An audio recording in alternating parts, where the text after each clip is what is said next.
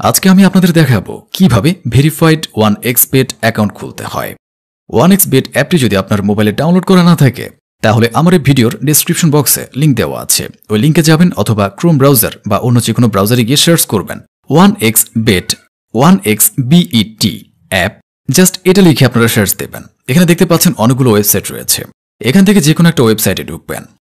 ঢুকার পরে এই যে দেখতে পাচ্ছেন অ্যাপস ডাউনলোডের অপশন চলে এসেছে, এখান থেকে 1xBet অ্যাপটি ডাউনলোড করে নেবেন। ডাউনলোড করার পর অ্যাপটি ইনস্টল করবেন, তারপর অ্যাপসে প্রবেশ করবেন। এখন প্রবেশ করার পর আপনাকে এখানে নতুন একটি অ্যাকাউন্ট খুলতে হবে। এজন্য উপরে দেখতে পাচ্ছেন লগইন এবং রেজিস্ট্রেশন দুটো অপশন দেওয়া আছে। এখান থেকে রেজিস্ট্রেশন অপশনে ক্লিক করবেন। এখানে দেখতে পাচ্ছেন রেজিস্ট্রেশনের জন্য অনেকগুলো অপশন দেওয়া আছে। এর মধ্যে সবচেয়ে সহজ ও নিরাপদ মাধ্যম হচ্ছে ইন ওয়ান ক্লিকের মাধ্যমে রেজিস্ট্রেশন করা, তাই এখানে ইন ওয়ান ক্লিক সিলেক্ট করবেন। তারপর বাংলাদেশি টাকা বিডিটি ওরকমই থাকবে, নিচে স্পোর্টস এরকমই রাখবেন। তারপর প্রোমো কোড দিতে হবে যাতে আপনার অ্যাকাউন্টটি 100% সেফ থাকবে। প্রোমো কোডের এই ঘরে লিখবেন, আমি যেভাবে লিখেছি এভাবে লিখবেন। এই প্রোমো কোডটি দেওয়ার ফলে আপনি বিকাশ, নগদ, রকেটের মাধ্যমে 24 ঘন্টা ডিপোজিট ও উইথড্র করতে পারবেন। আপনার ডিপোজিটে কোনো প্রবলেম হবে না। এছাড়া প্রতি সপ্তাহে ক্যাশব্যাক সহ অ্যাকাউন্ট খোলার সাথে সাথে 100% বোনাস পাবেন। প্রথম ডিপোজিটে 100% বোনাস, অর্থাৎ আপনি 5,000 টাকা ডিপোজিট করলে 5,000 টাকা বোনাস পাবেন। টোটাল 10,000 টাকা দিয়ে খেলা শুরু করতে পারবেন। এছাড়াও প্রতি শুক্রবার বোনাস পাবেন। তারপর আপনার জন্মদিনে বোনাস পাবেন। এই যে দেখতে পাচ্ছেন আমার ইউজার আইডি আর পাসওয়ার্ড দিয়ে দিয়েছি। এই ইউজার আইডি আর পাসওয়ার্ড অবশ্যই স্ক্রিনশট নেবেন অথবা কোথাও লিখে রাখবেন। এগুলো খুব যত্ন সহকারে সংরক্ষণ করে রাখবেন। এগুলো হারিয়ে গেলে আপনি আর আপনার অ্যাকাউন্টে লগইন করতে পারবেন না। তারপরে নেক্সট বাটনে ক্লিক করবেন। এরপর লগইন অপশনে ক্লিক করে অ্যাকাউন্টে লগইন করবেন। এখন অ্যাকাউন্টটি ভেরিফাই করতে হবে, এজন্য নিচে এখানে ক্লিক করবেন। তারপর উপরে কর্নার এই যে দেখতে পাচ্ছেন গোল আইকন, এখানে একটা ক্লিক করে দিবেন। তারপর এরকম একটা ইন্টারফেস দেখতে পাবেন। এখান থেকে মোবাইল নাম্বার এবং এনআইডি কার্ড দিয়ে ভেরিফাই করে নিতে হবে। এখন এই যে দেখতে পাচ্ছেন ফোন নাম্বার লিংক, এখানে ক্লিক করবেন। তারপর আপনার মোবাইলে থাকা ফোন নাম্বারটি এখানে বসাবেন। ফোন নাম্বারটি বসানো হয়ে গেলে নেক্সটে ক্লিক করবেন। এরপর আপনারা সেন্ড কোডে ক্লিক করবেন। এরপর এখানে যে নাম্বারটি দিয়েছেন সেই নাম্বারে এসএমএসে একটি কোড অথবা কল দিয়ে আপনাকে একটি কোড বলবে, সেই কোডটি এখানে বসাবেন। বসানোর পর নিচের দিকে অ্যাক্টিভে ক্লিক করলে কিন্তু আপনার ফোন নাম্বারটি অ্যাড হয়ে যাবে। তো দেখতে পাচ্ছেন আমাদের নাম্বারটি এখানে অ্যাড হয়ে গেছে। তো এরপর আপনাকে যেটা করতে হবে সেটা হচ্ছে ফিল ইন পার্সোনাল ডাটা, এখানে ক্লিক করতে হবে। এরপর এরকম একটা ফর্ম দেখতে পাবেন। এখানে আপনার অথবা আপনি যে এনআইডি কার্ড দিয়ে অ্যাকাউন্ট খুলতে যাচ্ছেন সেই আইডি কার্ড অনুযায়ী এখানে এই ঘরগুলো পূরণ করতে হবে। আপনার এনআইডি কার্ড না থাকলে আপনি যে কারো আইডি কার্ড দিয়ে এগুলো পূরণ করে নিতে পারবেন, কোনো সমস্যা হবে না। তো চলুন আপনাদের দেখিয়ে দেই এগুলো কিভাবে পূরণ করবেন।